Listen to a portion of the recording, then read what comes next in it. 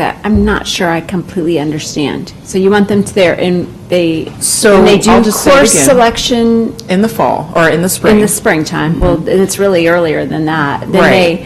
then So- you're saying you want the district to come there back some and say, follow-up hey, you at did the- this. Are you sure you want to do it? Basically, yes. So Oh. in that packet that goes home at the beginning of the year, you have your class schedule, but there should also be an opportunity for parents. I think it's something that we could do that keeps if let's say I signed my daughter up in February, and I'm not thinking necessarily about what I signed her up for in August, and I'm going to look at her class schedule, I'm going to say, oh, you know what, I don't want you to take this class on this particular thing. I just want to know if we can do those safeguard things for parents, because that's the conversation that we're having is from the parents. I've heard from the students, but I'm just curious, is that something we can look at as an option?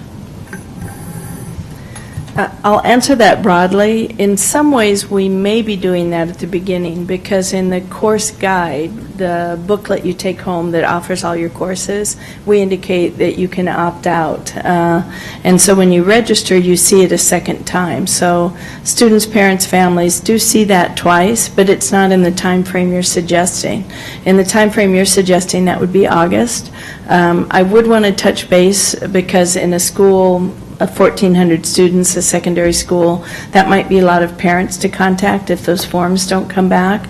But I think there might be other ways to do it, like an email or something like that. If that's what the board members all wanted to do, we could explore that. And I'm just asking of some additional options that we can do for families across the district. I'm where I am on this, but I also want to make sure if we're going to do this, that parents have an additional option. Or maybe it's at course, when you're picking up your schedule, then there's an opportunity for you to go ahead and say, you know what, I want my student out of this, or I want to opt out. I know it's a lot to ask, but I'm just asking the question because this is something that I want to know, and I think some parents would like to know as well. Of course, there's options. If the board would like us to do that, we would certainly explore those options. Signs on, when you pick up the schedule, we could have signage out.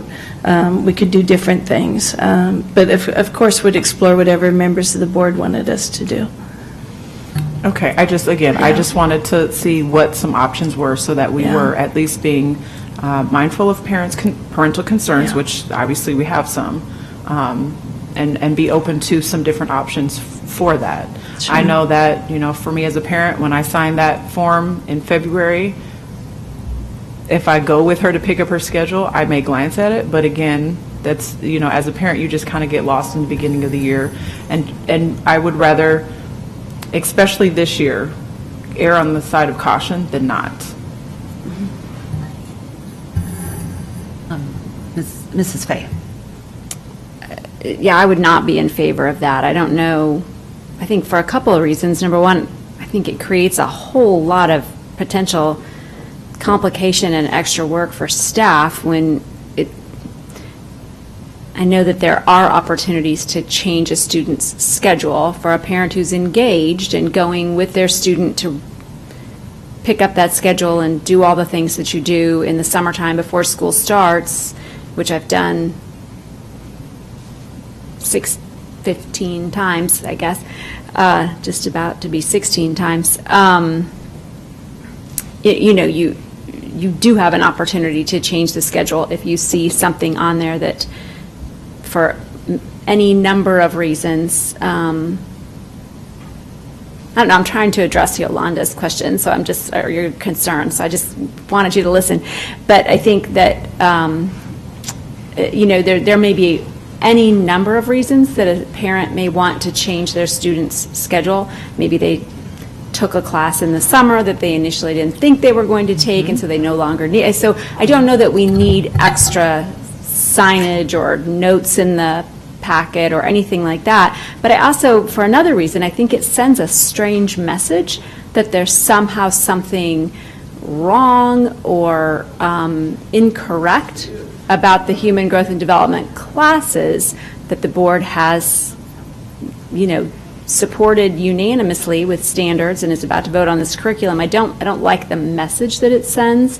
I have found the district, the school, and the schools that my children have gone to be very responsive when I've said, oh, goodness, we need to switch something here in this schedule for this reason.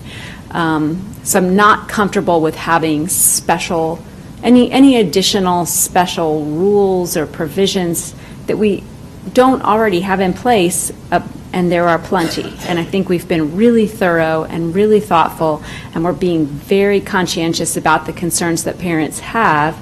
And so I'm not comfortable with that, and I would not be supportive of that. Ms. Williams.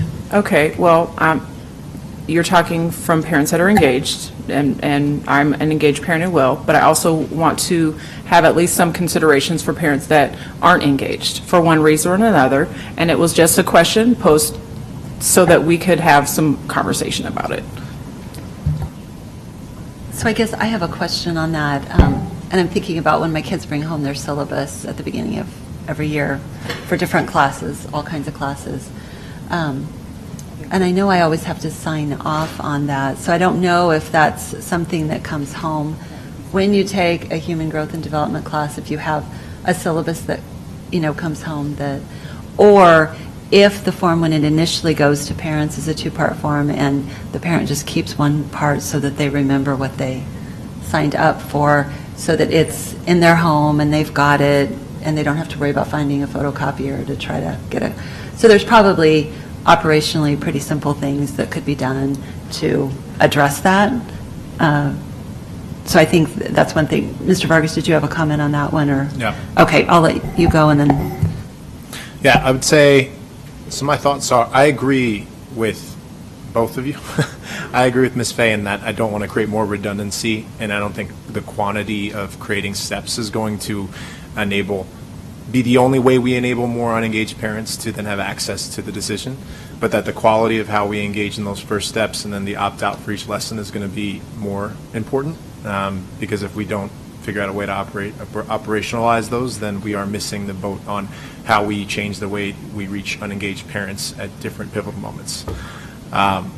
So that's why I wouldn't want to create another step without figuring out how do we make those two big steps, the initial signing on and then the opting out of the different lessons, more clear and transparent and operationalized for our parents. So, I'm just thinking about the form that I sign off on for my child when they are in secondary. So let me refer back to one of the speakers who said, when it's an elective, you have to sign off on that. Absolutely, and that happens. I've been doing that for years. From the time your child is in 7th grade and they get to make those choices on quarter or semester classes, you are, as a parent, absolutely signing off on the form saying, yes, my child is going to take this class. Along with that now comes another form that has the human growth and development, and whether you're signing off on all of the standards that you're okay with having your child taught, or if you want an opt-out of some portion of that.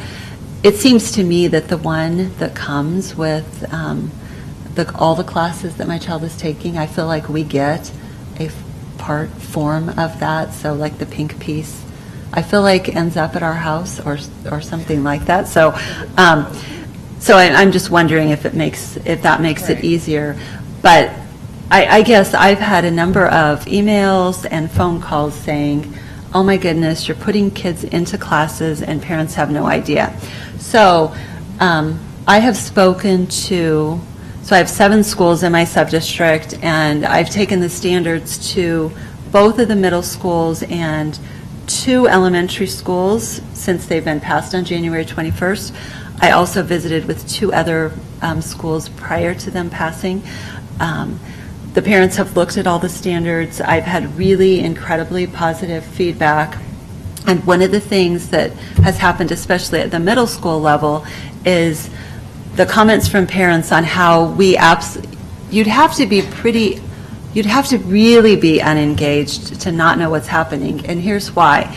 First of all, you get a form that says, here's all the classes that your child has signed up for. As a parent, I'm making that choice with my child. We're having really good conversation about the foreign language they're going to take, the math class they're going to take. And it's been healthy. Sometimes we agree. Sometimes I let my child take what they want to take, and it wasn't what I would have suggested. Next happens, when your school starts, you get your child's class schedule. And you see when the classes are, and you know, oh, first period they have this class, and second period they have this class. Next, you have a parent portal that you can log into, and you can absolutely see every single class that your child is taking. In September, we have open houses at all of our schools, and you can go to every single class that your child is going to take and talk to every single teacher about the curriculum and the activities that your child is going to participate in.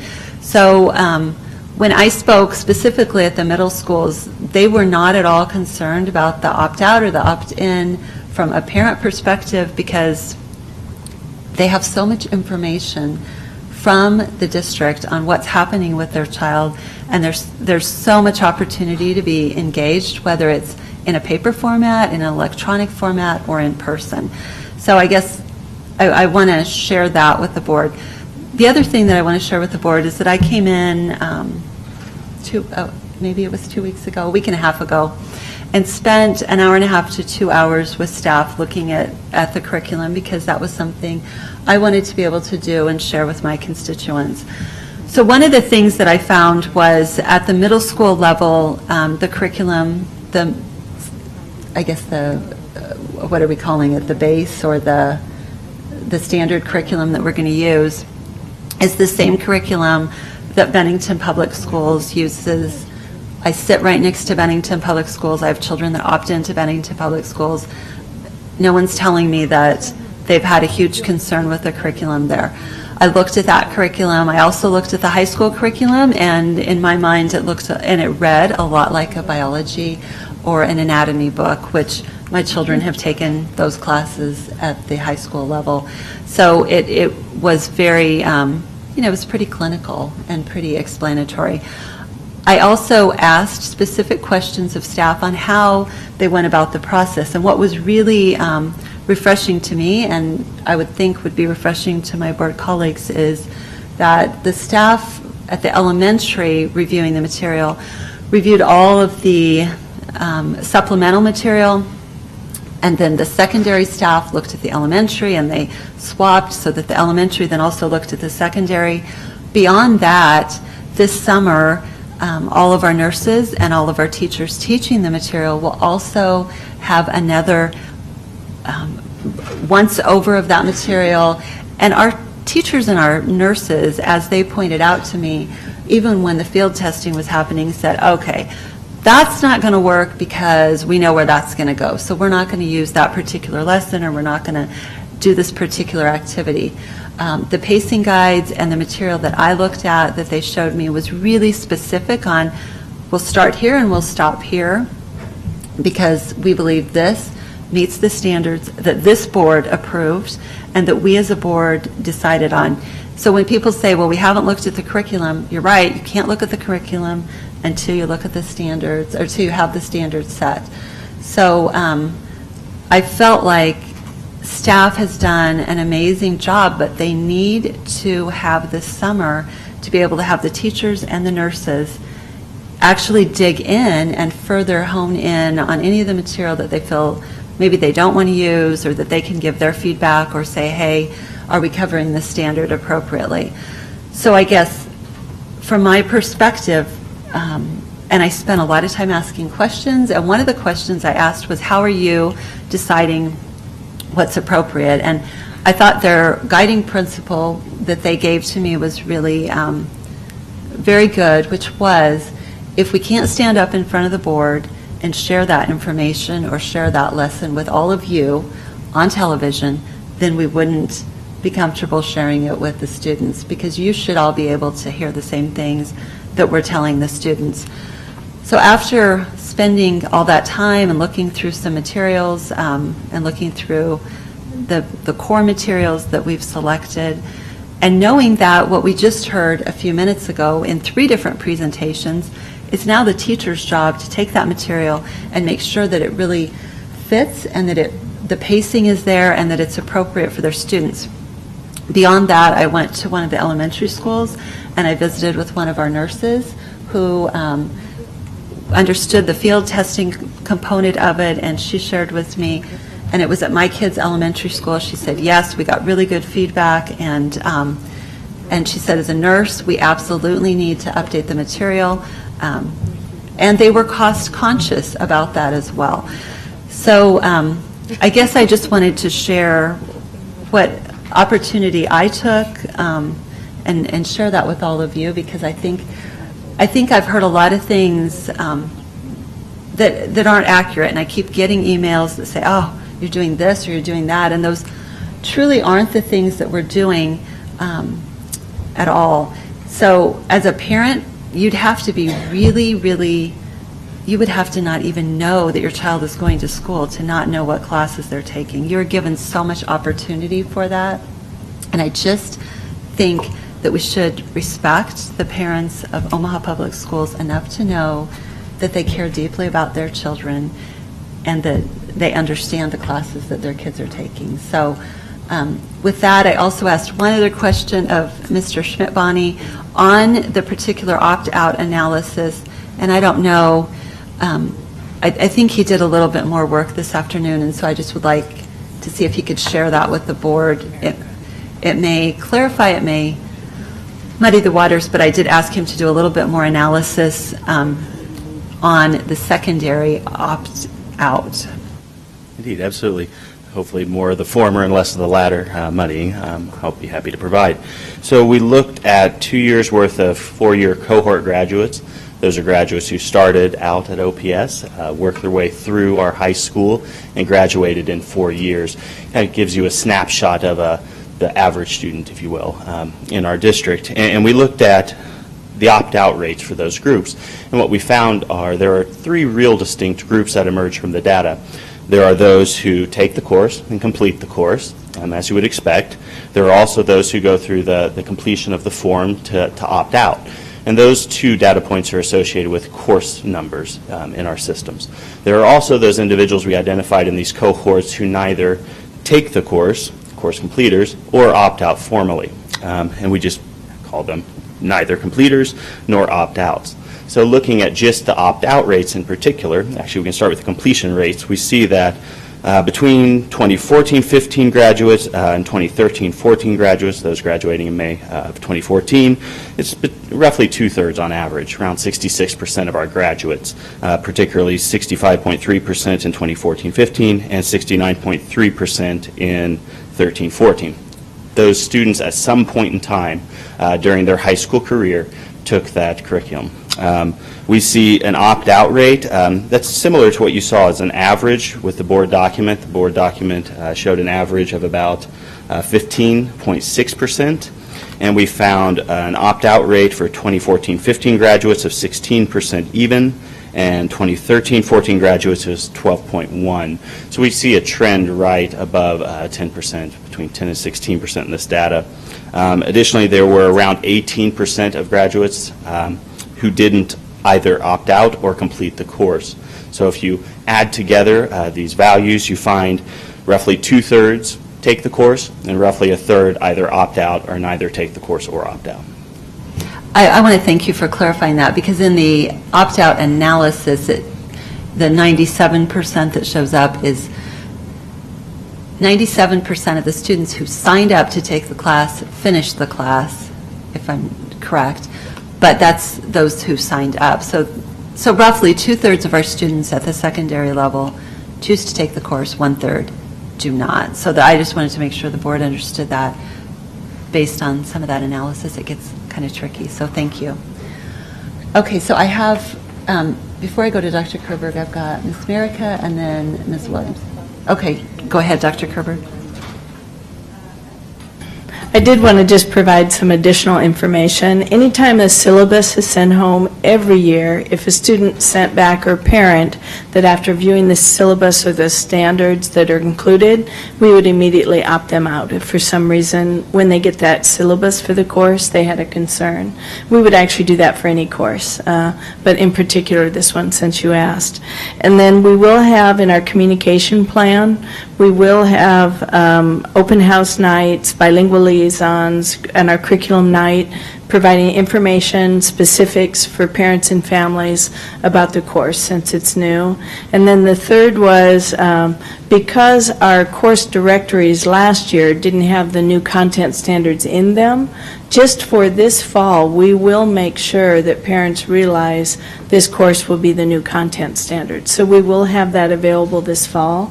We don't know exactly how, because what Mrs. Fay said is true, it'll be cumbersome, but because the course directories had something different in it when they were published, we usually write those October, November, publish them December for January registration. We will be doing that this fall, which I think gets to your question initially. Okay, Ms. Merica and then Ms. Williams. And I think you actually answered one of my questions, because I was going to ask, isn't there, it's like a 15-day window at the start of semester/term, where if a parent wants whatever class, if they don't think their kid should be in AP Spanish anymore, they can have them withdrawn from that class and enroll in a different class. So thank you on that one. My other quick question was, I know at our last meeting you had given us a copy of the proposed opt-out form for all of the grade levels. I think specifically a lot of the conversation is focused around grade 10, and it has the list of what topics being covered, how many days it is, and then the space for students to opt out. I'm wondering if we could accomplish multiple goals with that, because it looks like at the bottom it's supposed to be a multiple part form. Looks like it's 3 parts right now. If we could rework it a little bit so that it's more of an information/opt-out form that goes home with that schedule that parents have to sign out on. So they're getting the schedule that says, this is human growth and development, this is exactly what's being covered. We're covering this for this many days, we're covering this for this many days. And then if they want to opt out, they don't sign off that they want their kids to take the class. If they want to, as I heard some speakers say, and I did get a few emails today saying, I don't understand how we could opt out of parts of the class. Sending that form home with them when they're signing off on the class, also having the ability to say, okay, yes, I'm fine with them taking the class, don't want them doing these 2 days. I think we could accomplish all of that at one step at that one point in time. Okay, awesome. Do I want to talk now? Do I just go ahead and talk now? I took a lot of notes because I got a lot of emails over this weekend and today, and unfortunately a lot of them had a lot of misinformation of people saying, I've been told you're registering students for classes and electives that their parents can't sign out of. And I spent the majority of my time not meeting with students today, sending emails back saying that's not correct. This is the correct information.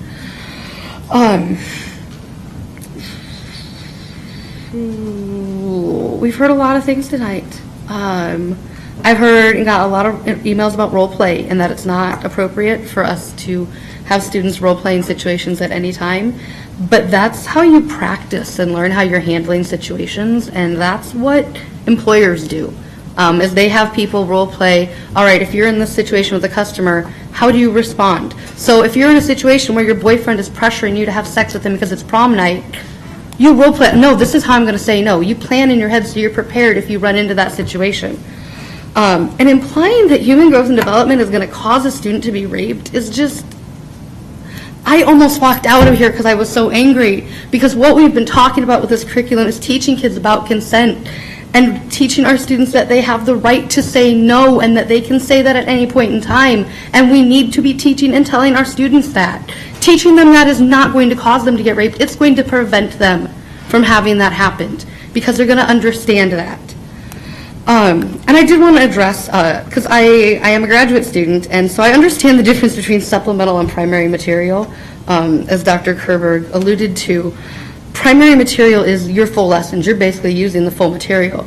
Supplemental, you might be pulling an example or a worksheet or a figure or something from that you're not using the whole thing. And that's why you might see supplemental falling in more frequently than a primary thing. But I honestly, hopefully none of my professors are watching. I don't buy supplemental materials because I know they're probably going to give it to us because it's just a small section of the material. I did have a question, actually. As we had some speakers say were concerned about us using the material from Unequal Parenting, and when I was going through, I didn't see that listed anywhere. So can you clarify if we're using the Unequal Parenting materials? I don't recall that. I'm going to actually defer to my colleagues who also don't recall that. They're shaking their heads They're behind me, shaking their so heads no. that would be no. Okay, thank you. So, Dr. Kerberg, thank you for saying that. And if I have to be the bad guy to voice what parents are actually asking me to ask, then I'll just be the bad guy. I am in favor of the curriculum, but I also have families that are not. And so to ask that question was to give an answer to families that have asked that question. And so to make sure that if we are just making sure with the new curriculum that when that syllabus goes home, they're signing off, great, I'm great with that. I just want families to have the copy because there are families, unfortunately, that, they're not as engaged as we would like them to be. Yes, we want them to be as engaged as possible, but the reality of it is that some parents just are not. And so to have the conversation, I think, is the healthy thing to do.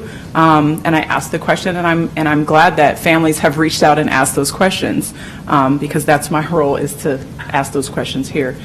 So I will thank you for your response.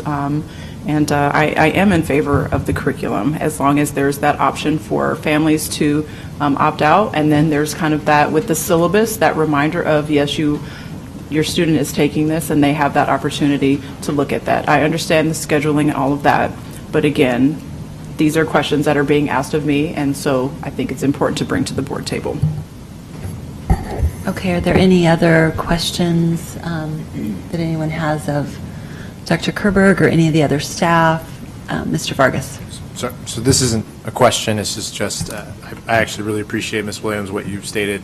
I think that's the right approach that you're, both the answer that Dr. Kerberg provided and your clarification is really helpful, because I think it gets to the point that we want to be culturally responsive and inclusive to unengaged parents. And even if we have our own definition of what engaged means, and I think it would be dangerous for us to assume we know what unengaged parents are all doing, and so we should be as circumspect, as cautious as we can. So I do appreciate us trying to be as culturally inclusive and then have quality transparency with our communication. And I'm in favor of this curriculum, and plainly because we've had I think very informed conversations with parents and family members, and I don't think every single individual is always on the same page around this, but we did find the majority of parents that this was parent supported. This was teacher supported and vetted in many different ways, starting with standards and my teacher background is backwards aligned, and I echo what Ms. Merica stated around the way we go about actually doing backwards planning and the way we use core and supplemental materials is really about trusting the process of engagement and trusting our teacher-informed voice and our nurses in the district that are playing a role in making sure we're being as medically accurate, and also making sure we're updating curriculum that hasn't been touched in years. and the other piece of why I support this is because I want to echo this point where we are engaging in choice. We are still providing an informed choice. We're still going to make sure that when we send syllabus, when we send the content, that there's going to be an ability for parents to opt out of portions that don't meet what they believe matches their whatever you may call it, ideology, thoughts, or whatever they want their children to be exposed to. Because of the parent support, because of teacher support, and because of choice, I believe this is the right curriculum and this is the best pathway forward for OPS. Ms. Sunderwood. I am also in support of this curriculum. I look back at our process, and just as a reminder to myself, I brought up notes from what I thought was the first time that this came up, and I think it was December of 2014. So it has been a long process. There were some hiccups along the way. I referenced the large public forum that we had, and, you know, perhaps we could have prepared better for that, just understanding the topic and the kind of the hot button reaction that it gets. But for the most part, I feel really good about our process. I received a lot of emails that were in support of this. I've had a lot of conversations with parents and constituents that are fully in support of this. I have received, of course, as I think everyone else has, you know, emails against this, and I've heard from those that are against this as well. And there are kind of a lot of things to respond to, but I want to make sure that the public is aware that that we're doing, we're talking about a lot of these items in the context of inclusivity, rather than trying to push any sort of agenda. I don't really understand that when we're accused of trying to push an agenda. I have trouble wrapping my mind around that. It's completely about providing information and doing it in a very inclusive and supportive way. So I think that we've done our diligence on this. We've spent a long time. We haven't treated it like any other curriculum. I mean, we've had public forums, we've had opportunity for feedback. So I will be voting in support of passing this curriculum today. Ms. Merica. I'm sorry, Mr. Vargas reminded me of something I was planning on saying. I want to echo what he said. I trust our teachers and our nurses, because as board members, we're not experts at curriculum. So yes, I went through and looked at the curriculum, reviewed it, but I don't know what effectively teaches 10th graders or 7th and 8th graders. Our teachers know that. They know what lessons are going to be the most effective to help those students learn that information. And so if we're going, I really do appreciate that curriculum instruction and assessment got us the reviews from the teacher and nurse feedback, because looking through that, I was like, okay, yes, they all agree. This is the best option. This is what's going to help our students learn. Okay, which I completely agree with. And we have great teachers and great nurses in our buildings, and they had great feedback for us. Does anyone else have any other comments or questions? So if not, at this time, I would entertain a motion that is before us.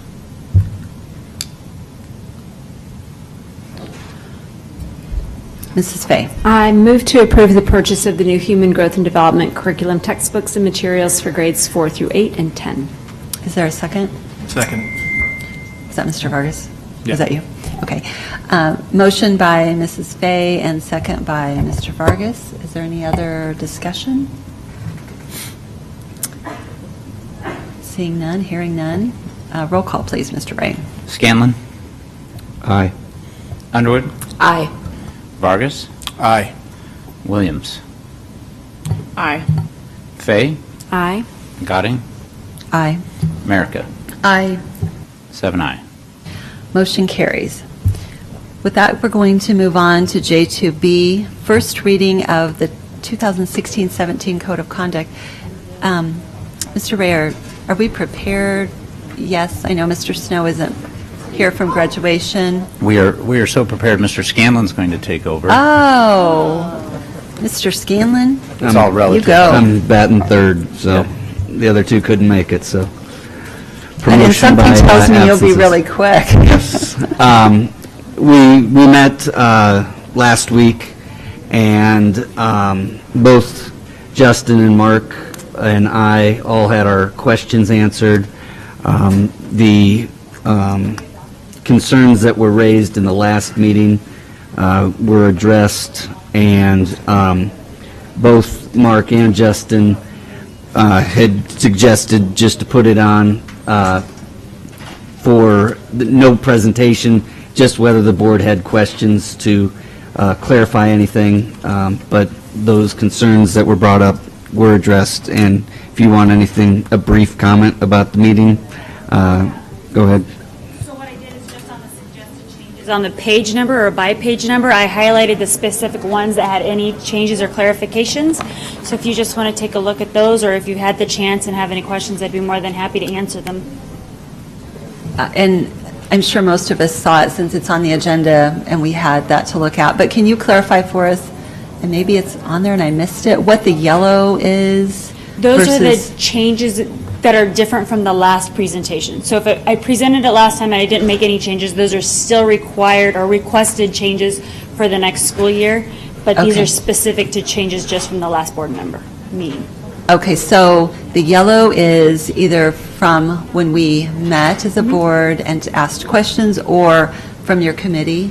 Yes. Any changes? So, okay. Does anyone have any, Mr. Scanlon? One thing I would like to say that was discussed is that, the code of conduct, the wording, it's always going to be open to interpretation. One of the things that we need to focus on as a school district is how we implement it and how we utilize that code and train our staff to appropriately use that code of conduct. That's almost a bigger emphasis than the wording, because you can pick apart the wording from both sides, but the biggest thing is how we implement it and how it's utilized. That's the focus. So is that training that's being done with Yes. staff, I'm assuming, Yeah, and on any changes? We'll do that at the due process workshop that we'll have at the beginning of the school year that all administrators are expected to go to. And then, like I did this year, if they had any individual questions, I'm always more than happy to go to the school and answer them, or via phone call or telephone. Mrs. Fay? Can you talk about maybe the discussion you had? There were questions about the BYOD policy and how that we would treat that as far as the code of conduct, and how did that all fall out? That was discussed, there was some wording that was changed to leave it very broad in the code of conduct, so then that supplemental document can be utilized and modified as technology evolves and as our bring your own device practices change throughout the years. I think it's item number 42.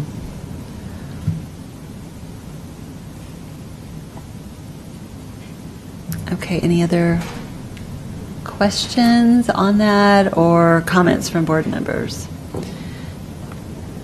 If not, this time, I would entertain a motion, the motion that's before us.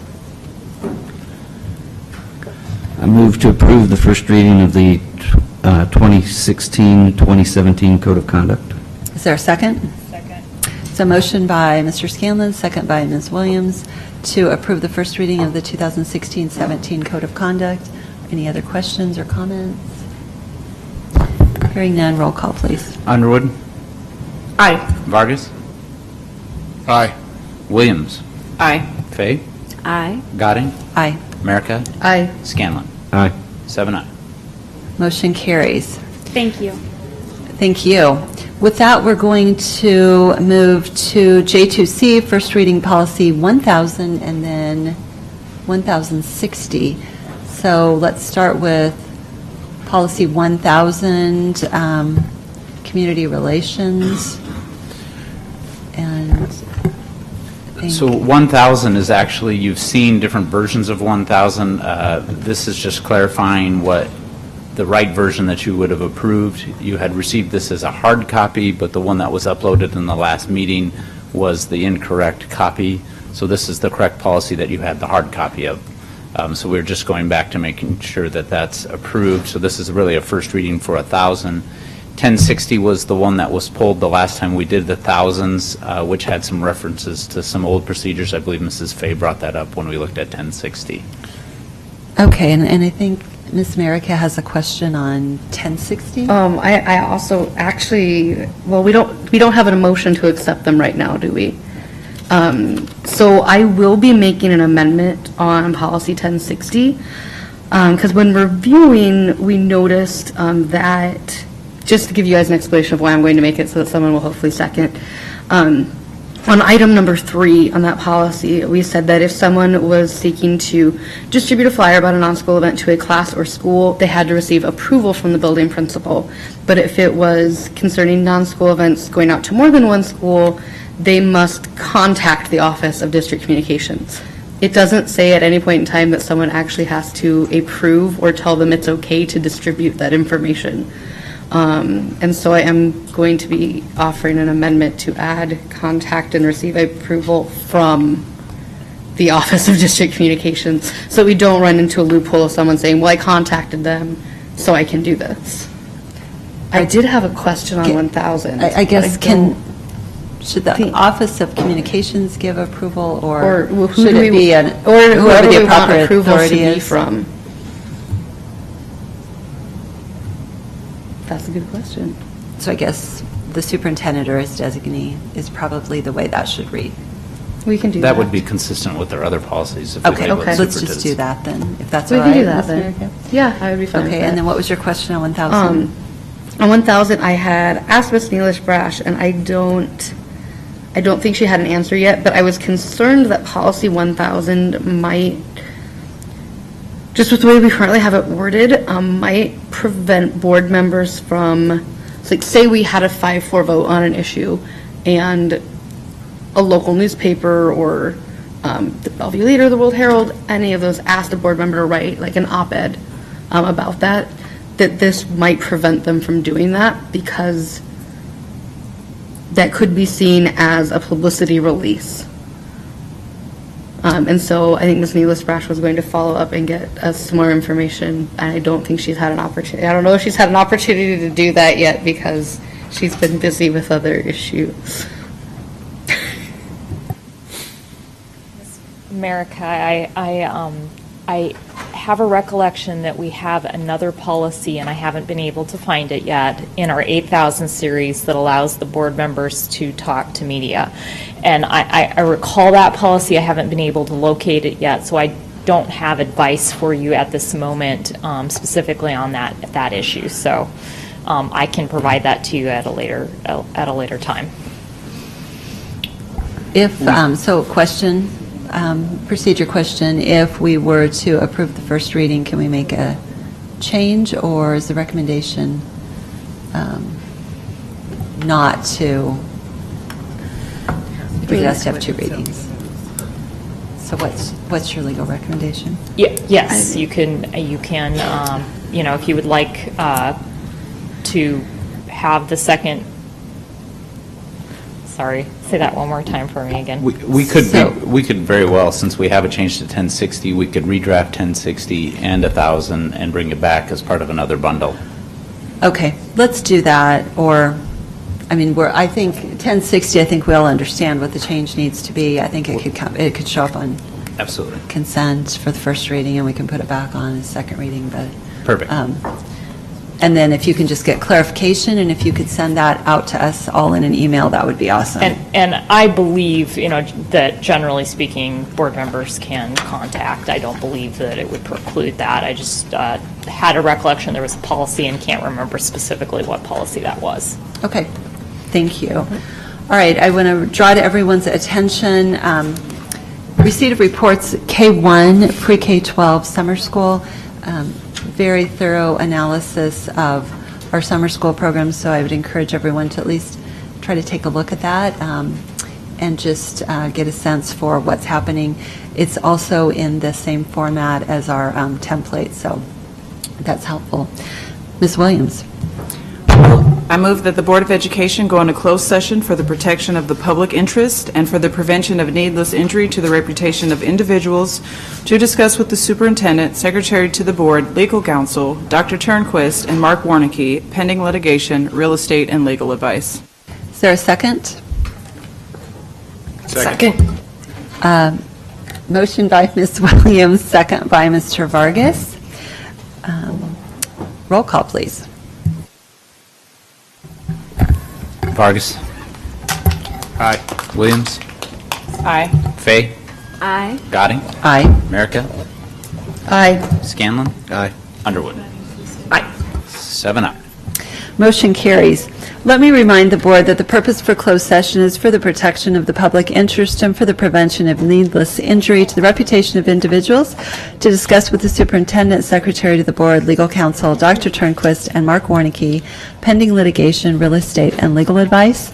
Let the record reflect that the board went into closed session at 10:13 p.m.